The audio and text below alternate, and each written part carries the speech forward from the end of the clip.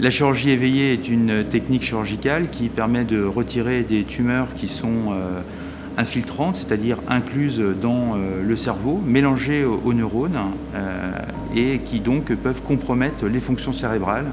Et l'objectif de cette chirurgie est donc de tester les fonctions cérébrales pendant qu'on retire cette tumeur. Donc le patient est réveillé pendant l'intervention et exécute des tâches. Les différentes étapes de cette chirurgie consistent déjà à endormir le patient pour faire l'ouverture de la boîte crânienne, la craniotomie.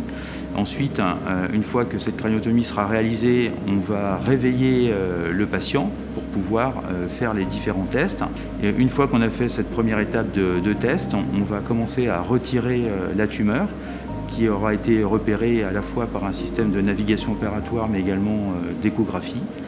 Et une fois qu'on a commencé à retirer la tumeur, le patient continue à faire des tests pour s'assurer que les fonctions restent bien présentes. Et à la fin de l'intervention, normalement on a retiré, on espère, la totalité de la tumeur et on refait une série de tests pour s'assurer qu'en fin d'intervention chirurgicale, le patient aura conservé ses fonctions. Le psychologue intervient plutôt en fin de parcours du patient, en tout cas dans la préparation à la chirurgie, où on le rencontre pour faire le point sur ses capacités cognitives, par le biais d'évaluation de ses différentes capacités au niveau attentionnel, ses capacités d'adaptation des situations nouvelles, au niveau de la mémoire, des émotions. On fait aussi un point avec lui sur quelles sont ses missions professionnelles, parce que ce sont souvent des patients qui travaillent toujours, quels sont ses loisirs. Parce que l'idée du bilan, c'est aussi de pouvoir évaluer les capacités pour le maintien de sa qualité de vie future. Ça va nous permettre justement de choisir les tests qui seront réalisés au bloc opératoire. Donc en fonction de la localisation cérébrale, par exemple, on va pouvoir présenter aux patients des situations de double tâche comme réaliser une action motrice et des tâches de dénomination d'image, par exemple, pour surveiller tant les capacités langagières que motrices.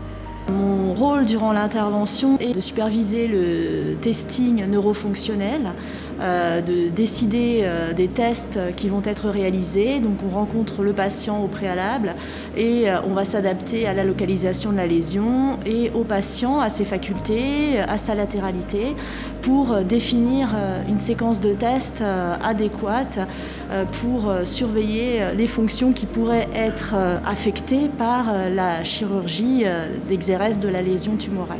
Et mon rôle durant la chirurgie aussi est de retranscrire ce qui se passe d'un point de vue neuropsychologique, neurofonctionnel, au chirurgien en temps réel pour aboutir au résultat que l'on souhaite, c'est-à-dire enlever le maximum de tumeurs sans altérer les fonctions cognitives. Tout ce travail, en tout cas auprès du patient, se fait en équipe pluridisciplinaire, tant auprès des équipes du bloc opératoire, les infirmiers de bloc, l'anesthésiste, mais aussi les professionnels tels que l'orthophoniste, la neurologue, le neurochirurgien.